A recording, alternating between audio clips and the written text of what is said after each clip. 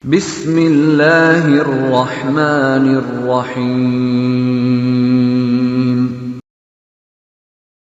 Bismillahirrahmanirrahim. Assalamualaikum warahmatullahi wabarakatuh. Alhamdulillah. Alhamdulillahirabbil alamin, ilahul awwalin wal akhirin. Salatullah wa salamuhu wa rahmatuhu wa barakatuhu ala saffati khalqihi wa khatimil anbiya wal mursalin sayyidina Muhammadin sallallahu alaihi wasallam, amma ba'du. Alhamdulillah, bersyukur kepada Allah Subhanahu wa taala pada kesempatan sore hari ini kita masih diberikan kesehatan untuk berkumpul di salah satu masjid, di salah satu rumah Allah Subhanahu wa taala dalam rangka untuk thalabul ilmi. Karena majelis ini adalah merupakan salah satu taman-taman surga. Karena surga itu identik dengan ilmu, layaknya ikan identik dengan airnya. Jadi kalau ikan dijauhkan daripada air, maka ikan tidak akan bisa bertahan lama. Begitu juga seseorang yang kemudian ingin masuk ke dalam surga, maka harus memperhatikan bagaimana keterikatan hidupnya itu dengan ilmu. Karena kalau seseorang menjauhkan diri atau mentalak dirinya dari ilmu, maka bisa dipastikan bahwa hidupnya akan sengsara tentunya nanti di akhirat.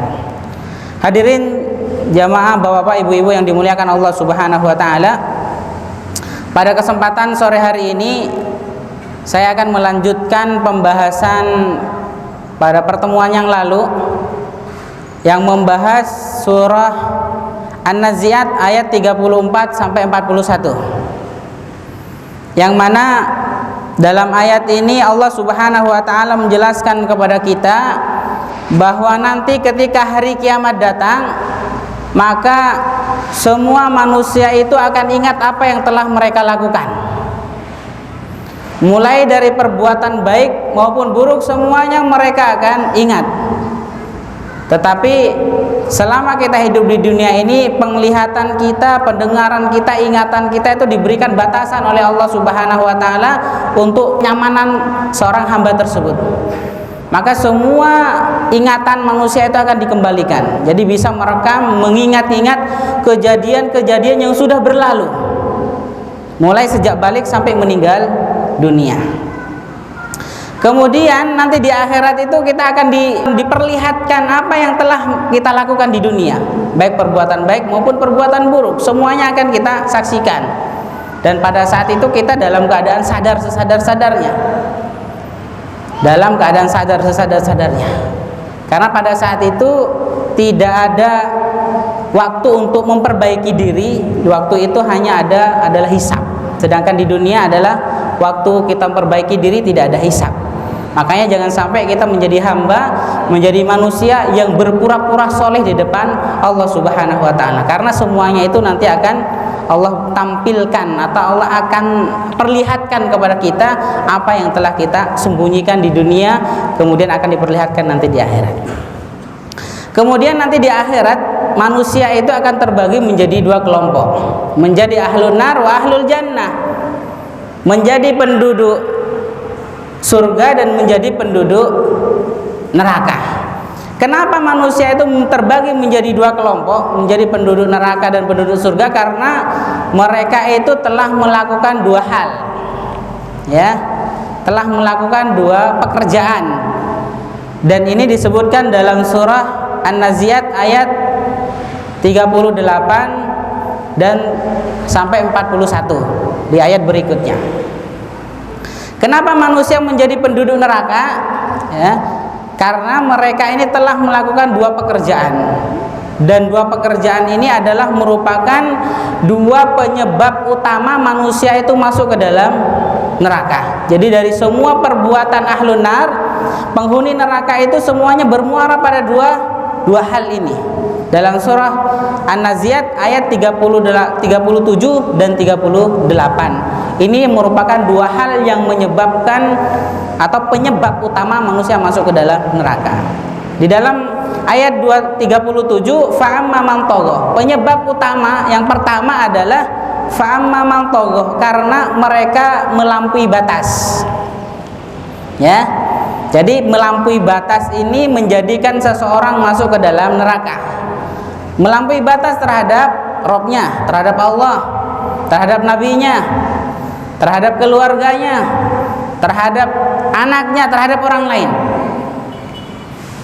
Dan ternyata melampaui batas ini menjadikan penyebab utama manusia masuk ke dalam neraka. Makanya kita harus hati-hati. Di pekan pertemuan sebelumnya sudah kita berikan contoh-contohnya, ya, contoh-contohnya bagaimana penyebab utama ini pendoliman terhadap orang lain, ya. Dan ini saya akan tekankan, penyebab yang pertama ini pendoliman terhadap keluarga, pendoliman terhadap keluarga. Jadi kalau misalkan kita punya istri, kemudian istri tersebut telah melakukan perbuatan dosa, ya, perbuatan dosa yang disebut nusuz, yaitu tidak mau taat kepada suami dan tidak mau taat kepada Allah atau berdosa kepada Allah, maka seorang istri tersebut boleh kita berikan hukuman. Ayatnya dalam surat An-Nisa ayat 34. Silahkan dibaca tafsirnya. Jadi bagi kita yang punya istri, kemudian istri tersebut tidak mau taat kepada suami, kemudian dia melakukan perbuatan dosa, hukuman yang disebutkan dalam surat An-Nisa ayat 34 ini, yang pertama adalah diberi nasihat. Jadi istri kalau tidak mau taat kepada suami diberi nasihat, jangan dimarahi, ya. Jadi kalau kita memberikan nasihat kepada istri itu bagaimana kita memberikan nasihat selembut mungkin. Jadi kalau antum, kita semuanya ini memberikan nasihat kepada teman kita dengan sifat emosi, kira-kira teman kita itu mau nerima nasihat yang kita sampaikan atau kabur? Nah, makanya kalau istri tidak mau taat kepada suami diberi mauidhah, diberikan nasihat. Nah, kita memberikan nasihat itu dengan cara baik, dengan cara tidak emosi. Walaupun seorang istri tersebut telah melakukan perbuatan dosa dan tidak mau taat kepada suaminya. Jangan sampai kita memberikan nasihat kepada istri sambil marah-marah, ya. Ini tidak akan masuk nasihat yang disampaikan oleh suaminya kepada istrinya kalau kita menyampaikan saja dengan cara emosi.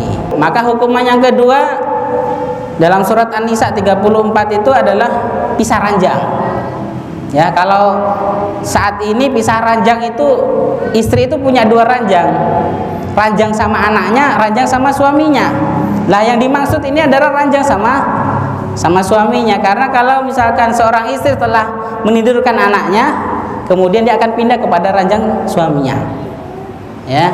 Dan ini kalau seorang suami memberikan hukuman kepada seorang istri, dipisah tempat tidurnya, itu adalah merupakan tekanan batin kepada seorang istri, ya, tekanan batin kepada seorang istri. Kemudian kalau dikasih nasihat gak mau berubah, gak mau taat, dipisah ranjang juga gak mau berubah, maka hukum yang ketiga, ya, boleh dipukul kata Rasulullah. Pukulan kepada istri itu ada dua catatan. Catatan yang pertama kata Rasulullah, kalau kita mau menghukum istri, mau memukul istri, tidak boleh memukul bagian leher ke atas, ya, leher ke atasnya tidak boleh dipukul. Kemudian yang kedua, catatan yang kedua, tidak boleh bekas. Jadi kalau kita memberikan pukulan kepada istri, jangan sampai meninggalkan bekas di tubuhnya. Misalkan kita pakai pukul pakai rotan, kan mesti betisnya nanti kalau kita pukul ada bekas merah dan lain-lainnya. Jadi catatannya tidak boleh pukul bagian leher ke atas dan jangan sampai pukulannya membekas. Selain itu silahkan lakukan untuk memberikan peringatan kepada istri. Kalau istri sudah mau taat diberikan nasihat, jangan dilanjut pada hukuman kedua dan ketiga. Karena kalau dilanjut pada hukuman selanjutnya itu merupakan pendoliman terhadap keluarga, ya. Ehfidin azan ya Allah wa iyyakum ajmain. Ini pada pertemuan yang lalu sudah kita berikan contoh pendoliman terhadap anak misalkan, ya. Pendoliman terhadap anak yang kemarin itu sudah kita sampaikan, kalau seorang orang tua tidak mendoakan kepada anak, itu termasuk dalam pendoliman. Jadi kita punya anak itu nggak pernah kita doakan untuk kebaikan. Kemudian yang kedua, tidak pernah diberikan nasihat, anaknya dibiarin main ke sana kemari, orang tuanya nggak pernah memberikan nasihat, itu juga termasuk pendoliman terhadap anak. Yang ketiga, kita sebagai orang tua tidak mengarahkan pendidikannya, ya, tidak diberikan at-tarbiyah al-islamiyah, pendidikan Islam, Maka kalau misalkan kita tidak memberikan 3 hal ini, kita telah melakukan pendzaliman terhadap anak. Tidak pernah mendoakan, tidak pernah memberikan nasihat, dan juga tidak memberikan pengarahan terhadap pendidikan anak tersebut, yang merupakan hak yang harus seorang anak dapatkan. Ehonafidin azan ya Allah wa iyyakum ajmain. Ini beberapa contoh tentang penyebab utama masuk ke dalam neraka terhadap yaitu pendzaliman terhadap orang lain, yaitu dalam surah An-Nazi'at 37. Kita masuk pada ayat berikutnya. Ayat 38. Allah Subhanahu wa taala berfirman, "Wa asaral hayatad dunya." Penyebab kedua yang menjadikan seseorang masuk ke dalam neraka itu adalah wa asaral hayatad dunya, karena mereka itu lebih mengutamakan kehidupan dunia dan kemudian meninggalkan kehidupan akhirat. Jadi ini menjadi penyebab seseorang masuk ke dalam neraka, kalau kita lebih mengutamakan kehidupan dunia kemudian meninggalkan kehidupan akhirat. Sebagaimana disebutkan dalam salah satu hadis dari Zaid bin Sabit, sami'tu Rasulullah sallallahu alaihi wasallam yaqul, "Man kanatid dunya hammahu farraqallahu alaihi amrahu wa ja'ala faqrahu baina 'ainaihi wa lam ya'ti minad dunya illa ma kutiba lahu. Faman kanatil akhiratu niyatahu jama'allahu lahu amrahu wa ja'ala ghinahu fi qalbihi wa atathu dunya wa hiya raghimah." Dalam potongan yang pertama, mangkanatid dunya hammahu, barang siapa yang cita-citanya tertinggi untuk dunia akan diberikan 3 hal. Yang pertama, farraqallahu alaihi amrahu, Allah menjadikan urusan dunianya itu berantakan. Orang yang punya cita-citanya tertinggi untuk dunia, Allah akan jadikan urusan dunianya berantakan. Anaknya susah diarahin, istrinya susah dididik, rumah tangganya kacau balau.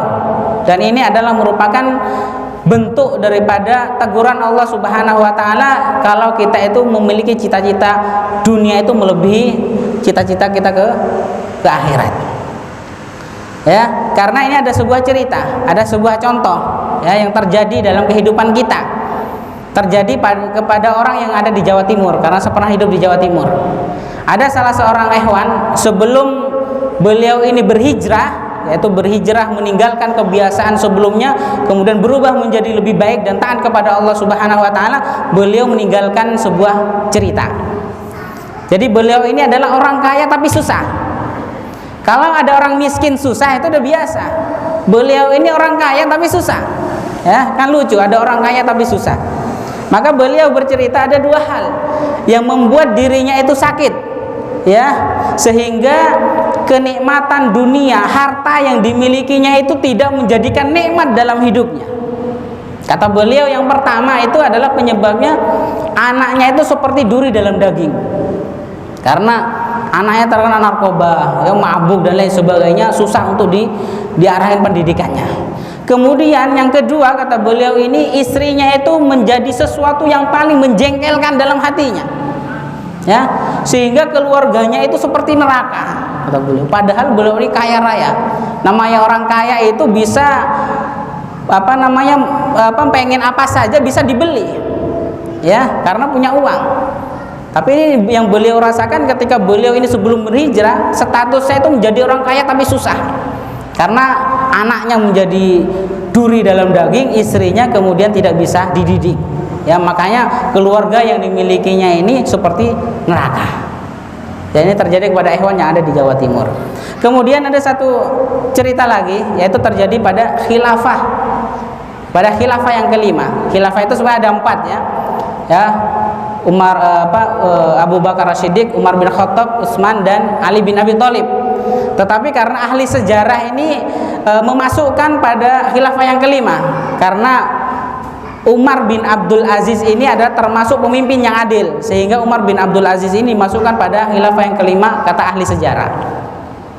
Jadi ketika Umar bin Abdul Aziz ini fi sakaratil maut, di ujung kehidupannya ya, di ujung kehidupannya, karena Umar bin Abdul Aziz ini menjadi pemimpin sampai meninggal, tidak diganti-ganti karena adil ya, karena adil. Maka ketika Umar bin Abdul Aziz ini berada di ujung kehidupannya, fi sakaratul maut, sudah ada di atas pembaringan, tiba-tiba datang perdana menterinya ya, wakilnya, kemudian berkata kepada Umar bin Abdul Aziz, "Wahai Amirul Mukminin, aku ingin menyampaikan dua hal penting kepada Anda." Yang pertama, kata Perdana Menterinya, "Saya mendengar bahwa Anda tidak adil terhadap anak-anak Anda." Ya, karena anak-anak Umar bin Abdul Aziz ini dalam sebutkan dalam sejarah lebih daripada 10. Kata Perdana Menterinya, "Anda tidak adil terhadap anak-anak Anda." Maksudnya karena Umar bin Abdul Aziz ini tidak memberikan hak-haknya secara cukup kepada anak-anaknya. Ya. Kemudian yang kedua yang disampaikan oleh Perdana Menterinya, "Tolong berwasiatlah kepadaku, beri aku kesempatan supaya aku bisa memakmurkan anak-anakmu karena anak-anakmu ini adalah miskin-miskin." Ini dua hal yang disampaikan oleh Perdana Menterinya. Dan Amirul Mukminin ini adalah kekuasaannya di atas presiden saat sekarang ini karena kerajaan. Ya, apa jawaban Umar bin Abdul Aziz terhadap dua hal penting yang disampaikan oleh Perdana Menterinya ini? Yang pertama, persoalan yang pertama yang disampaikan oleh Umar bin Abdul Aziz, bahwa Anda menyampaikan bahwa saya tidak adil terhadap anak saya, bahwa itu adalah merupakan ucapan yang tidak benar. Karena saya itu telah berbuat adil kepada anak-anak saya. Saya mengambilkan hak-hak anak-anak saya di Baitul Mal. Cuma ketika saya mengambilnya itu saya sangat berhati-hati, kata Umar bin Abdul Aziz. Dan tidak ada kehati-hatian kecuali Umar bin Abdul Aziz hanya mengambilnya sedikit. Karena kalau beliau tidak mengambil hati-hati, maka khawatir jatah kaum muslimin itu beliau ambil. Makanya Umar bin Abdul Aziz mengambil jatahnya di Baitul Mal itu sedikit, dan sedikit itu dibagikan kepada anak-anaknya. Ya, ini jawaban Umar bin Abdul Aziz yang pertama. Kemudian yang kedua, ya, Perdana Menterinya ini bilang supaya berwasiat kepadanya untuk memberi kesempatan agar supaya bisa memakmurkan, mensejahterakan anak-anaknya karena anak-anaknya ini adalah miskin. Jawaban Umar bin Abdul Aziz bahwa permintaanmu yang kedua ini agar supaya aku berwasiat kepadamu untuk mensejahterakan anak-anakku, aku tidak bisa melakukan itu dan tidak bisa aku berikan kepada kamu, kata Umar bin Abdul Aziz, karena aku telah mewariskan kepada mereka, kepada anak-anaknya ini satu hal yang apabila mereka ini pegang, maka urusan dunianya itu akan beres. Ya, maka urusan dunianya itu akan beres. Kemudian kata Perdana Menterinya ini merasa kaget, ya, karena Umar bin Abdul Aziz ini miskin, apa yang mau diwariskan? Ya, apa yang mau diwariskan? Maka kemudian Umar bin Abdul Aziz ini membacakan surat At-Tolak ayat 2 dan ayat 3. Apa yang beliau baca dalam surat ini? Wa may yattaqillaha yaj'al lahu makhraja wa yarzuqhu min haitsu la yahtasib. Ya, ini yang dibacakan oleh Umar bin Abdul Aziz kepada Perdana Menterinya. Wa may yattaqillah, barang siapa yang bertakwa kepada Allah, maka Allah akan memberikan dua hal. Yang pertama, Allah akan memberikan solusi dalam kehidupannya. Ya, solusi anak beres, solusi ekonomi beres, kemudian masalah keluarganya juga beres, masalah pendidikan istri dan anak-anak juga beres karena sudah Allah berikan solusi. Kemudian yang kedua, wa yarzuqhu min haitsu la yahtasib. Ya, bahwa orang yang bertakwa itu kata Allah akan diberikan harta dari tempat atau dari pintu yang tidak diduga-duga. Ya. Maka kata Umar bin Khattab, aku telah mewasiatkan ini kepada anak-anakku. Ya, kalau kita saat sekarang ini, kalau kita meninggal biasa diwariskan kepada anak-anak itu adalah harta. Jarang sekali orang tua itu mewariskan takwa kepada anak-anaknya. Dan Umar bin Abdul Aziz ini tidak mewariskan harta kepada anaknya, yang diwariskan itu adalah ketakwaan. Ya, yang diwariskan dari Umar bin Abdul Aziz kepada anaknya adalah ketakwaan. Maka ketika Umar bin Abdul Aziz ini sudah meninggal dunia, jadi para wartawan, para sejarah itu mengamati perkembangan anak-anaknya Umar bin Abdul Aziz yang ditinggal. Ya, dari setahun, 2 tahun, 4 tahun, 5 tahun, sampai kemudian 10 tahun. Ternyata anak-anaknya Umar bin Abdul Aziz ini semuanya sukses. Ya, semuanya sukses. Ada menjadi seorang ulama dari anaknya Umar bin Abdul Aziz, ada menjadi seorang mujahid, ya. Dan diceritakan dalam sejarah bahwa salah satu anaknya Umar bin Abdul Aziz ini pernah mensedekahkan dalam suatu peperangan 500 onta. 500 unta. Anaknya Umar bin Abdul Aziz yang tidak pernah diwarisi dunia. Yang diwariskan Umar bin Abdul Aziz kepada anak-anaknya itu adalah takwa. Tetapi kemudian anak-anaknya semuanya menjadi orang-orang yang sukses. Ya, ini adalah sebuah contoh.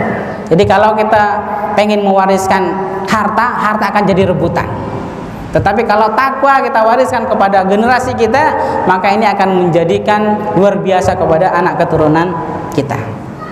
Ehonofidin azan ya Allah wa iyyakum ajmain. Kemudian dilanjutkan pada hadis yang tadi, ya, barang siapa yang memiliki cita-cita tertinggi untuk dunia, yang kedua diberikan oleh Allah Subhanahu wa taala, wa ja'ala faqrahu baina ainaihi. Allah akan menjadikan bentuk kemiskinan di depan matanya, ya, sehingga ketika mendapatkan nikmat jauh daripada bersyukur kepada Allah, karena harta yang dimilikinya itu selalu kurang dan kurang, sehingga dia mengejar dan mengejar terus, sehingga tidak pernah bersyukur kepada Allah Subhanahu wa taala. Kemudian yang ketiga, walam ya'ti minad dunya illa ma kutiba lahu. Kemudian Allah itu tidak akan memberikan kepadanya itu kecuali yang sudah Allah takdirkan. Kita bekerja siang malam, kalau takdirnya segitu ya akan dapat segitu. Ini akan diberikan oleh Allah Subhanahu, yang disampaikan oleh Rasulullah SAW, bahwa ketika seseorang memiliki cita-cita tertinggi untuk dunia, 3 hal. Kemudian yang di hadis berikutnya, bahwa orang atau barang siapa yang bercita-cita tertingginya untuk akhirat, maka akan diberikan 3 hal. Yang pertama, ya, yang pertama kata beliau, jama'allahu lahu amrahu. Allah menjadikan urusan dunianya itu beres. Jama'allahu lahu amrahu. Allah akan menjadikan urusan dunianya itu beres. Jadi kalau kita memiliki cita-cita tertinggi untuk akhirat, Allah akan bantu menyelesaikan dunia kita, ya. Sehingga ketika kita meninggal, bisa kita meninggal dalam keadaan tersenyum. Karena apa? Karena semuanya sudah beres. Anak-anaknya yang ditinggal menjadi anak-anak yang soleh dan soleha. Istrinya yang ditinggal menjadi istri yang soleha. Kemudian dia tidak pernah melakukan pendzaliman terhadap orang lain. Kemudian juga sudah disampaikan kepada anak-anaknya bagaimana untuk membangun pondasi din. Ya, karena akhirat itu khairu abqa, akhirat itu lebih baik dan kekal. Makanya bisa dia tersenyum ketika meninggal dunia. Makanya kalau ada orang yang mati meninggalnya tersenyum, itu berarti semuanya sudah beres. Karena nggak mungkin orang punya hutang, ribanya udah numpuk gitu kan, dan hutangnya itu masih beratus-ratus juta, kemudian meninggal, mustahil mayatnya, jenazahnya bisa tersenyum karena urusannya masih banyak. Tetapi kalau kita meninggal, anak sudah beres, istri sudah beres, tidak pernah melakukan pendzaliman kepada orang lain, kemudian kita telah mewasiatkan takwa, bagaimana anak-anak kita itu untuk membangun fondasi din ini, karena agama itu lebih penting daripada dunia. Sehingga kemudian ketika kita meninggal, kita bisa tersenyum, ya. Kita bisa lihat orang-orang para syuhada berjuang fisabilillah, bisa kemudian kondisinya itu tersenyum. Dan ini tidak semua orang meninggal bisa kondisi tersenyum. Wallahu a'lam bishawab. Ini masih ada 2 hal, ya, dari penjelasan ini. Nanti ada di ayat 40 penyebab utama seseorang masuk ke dalam surga. Kalau tadi penyebab utama seseorang masuk ke dalam neraka, dan mudah-mudahan nanti kita bisa sampaikan pada pertemuan yang akan depan. Mudah-mudahan Allah memberikan waktu dan kesempatan kepada kita untuk senantiasa meluangkan waktu kita untuk talabul ilmi. Wabillahi taufiq wal hidayah. Fadzakir fa inna dzikra tanfa'ul mu'minin. Berilah peringatan karena sesungguhnya peringatan itu sangat bermanfaat bagi orang-orang mukmin. Wabillahi taufiq wal hidayah. Wassalamualaikum warahmatullahi wabarakatuh.